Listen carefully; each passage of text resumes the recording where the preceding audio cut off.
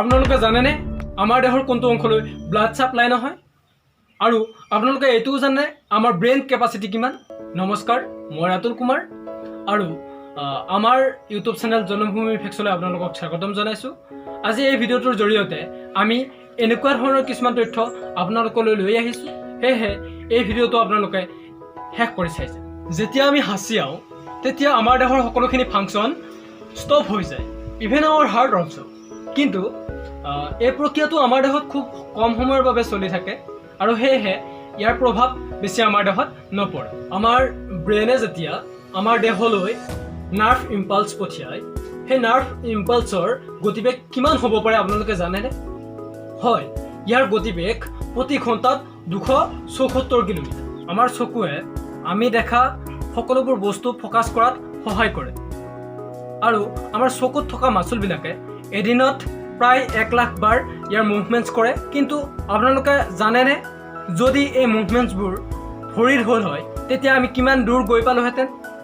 যদি ভৰিত এই মুভমেণ্টছটো হ'ল হয় তেতিয়াহ'লে আমি 80 কিলোমিটাৰ খোজকাঢ়িব লাগিব। আমাৰ দেহৰ এটা অংশলৈ ব্লাড ছাপ্লাই নহয় আৰু কোনটো অংশলৈ ব্লাড ছাপ্লাই নহয় আপোনালোকে জানেনে? আৰু যদি এই কথাটো আপোনালোকে জানে তেনেহ'লে আমাৰ কমেণ্ট বক্সত এই কথাটো কমেণ্ট কৰি জনাব।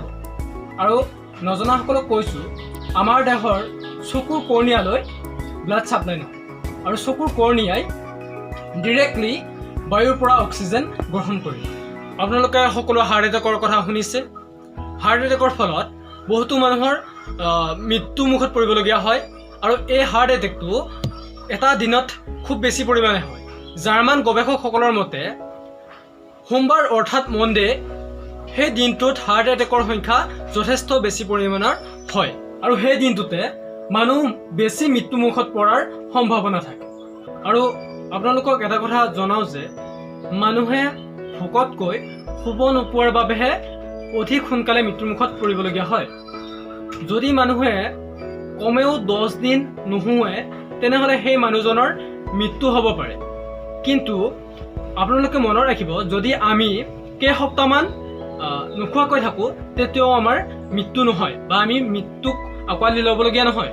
কিন্তু যদি আমি কণ্টিনিউ 10 দিন নুশু তেনেহ'লে আমি মৃত্যুক আঁকোৱালি ল'ব লাগিব পাৰে। বন্ধুসকল, আমি আগৰ ভিডিঅ'টিত আপোনালোকক জনাইছিলোঁ যে বাওহতীয়া মানুহসকল সোঁহতীয়া মানুহতকৈ বেছি সোনকালে ঢুকায়। ইয়াৰ এটা কাৰণ হ'ল আমি সাধাৰণতে যিবিলাক যন্ত্ৰ পাতি ব্যৱহাৰ কৰোঁ সেইবিলাক সোঁহতীয়া মানুহৰ কাৰণেহে ডিজাইন কৰা থাকে আৰু যাৰ ফলত বাওহতীয়া মানুহবিলাকে সেই যন্ত্ৰ পাতিবোৰ ব্যৱহাৰ কৰিবলৈ যাওঁতে দুৰ্ঘটনাগ্ৰস্তভাৱে মৃত্যুক আঁকোৱালি ল'বলগীয়া হয়। প্ৰতি বছৰে প্ৰায় 20 লাখ বাওহতীয়া মানুহ এনেকুৱা কাৰণত মৃত্যুবৰণ কৰে। বন্ধুসকল, আপোনালোকে যদি এই ভিডিঅ'টো চাই ভাল পায় তেনেহ'লে লাইক কৰিব আৰু যদি আগলৈ এনেকুৱা কথাবিলাক জানিবলৈ মন কৰে তেনেহ'লে আমাৰ চেনেলটো ছাবস্ক্ৰাইব কৰি থ'ব। আৰু আজিলৈ ইমানতে সামৰিছোঁ। ধন্যবাদ। জয় আই অসম।